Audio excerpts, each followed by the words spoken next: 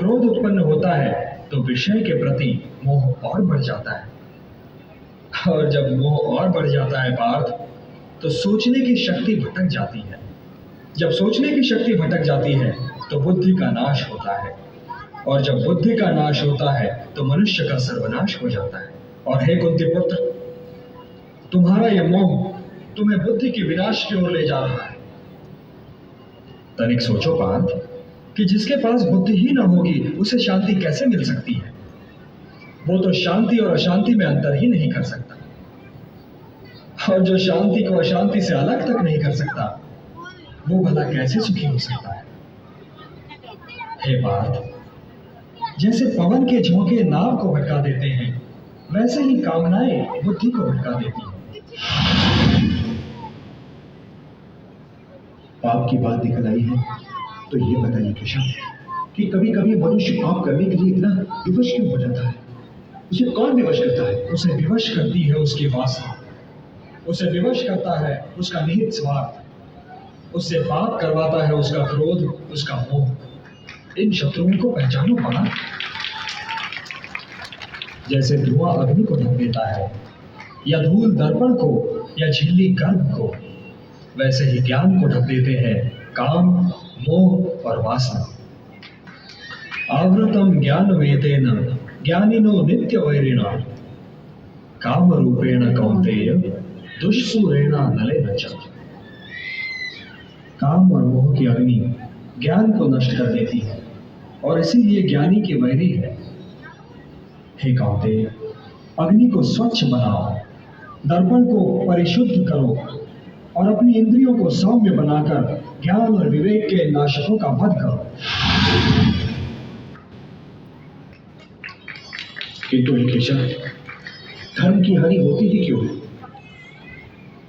धर्म की हानि इसलिए होती है पार्थ कि मनुष्य मोह के बंधन को नहीं तोड़ पाता, कि वो अपने स्वयं से नाता तोड़कर समाज से नाता नहीं जोड़ पाता। हे पार्थ, यदि ऐसा न हुआ होता तो लाक्षागृह दुर्घटना न हुई होती, द्रौपदी वस्त्र हरण न हुआ होता, और कौरव और पांडव सेनाएं यूं आज एक दूसरे के सामने नहीं खड़ी होती। तो क्या द्रौपदी वस्त्र हरण पर मुझे क्रोध नहीं आना चाहिए था केशव? ये निर्णय तो स्वयं तुम्हें लेना है पार्थ, किंतु द्रौपदी वस्त्र हरण केवल तुम्हारी व्यक्तिगत समस्या नहीं है पार्थ।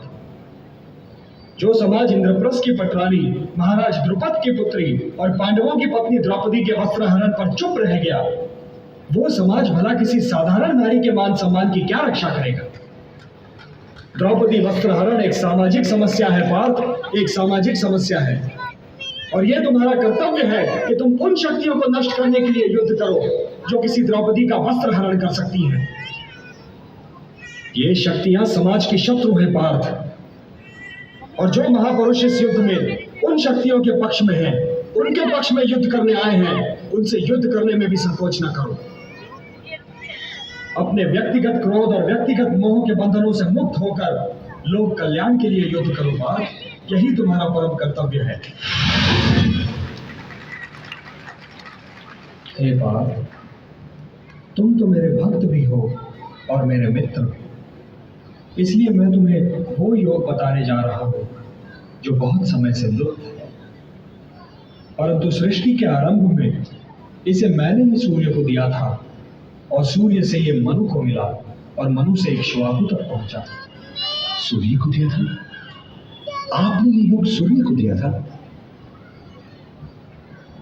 परंतु हे केशव, आपने आधुनिक काल में जन्म लिया है और सूर्य देव प्राचीन है, तो मैं ये कैसे मान लूं कि सृष्टि के आरंभ में ही आपने ये योग सूर्यदेव को दिया होगा? बोलिए केशव। बहूनि मे व्यतीतानि जन्मानि तव चार्जुन, तान्यहं वेद सर्वाणि न त्वं वेत्थ परन्तप।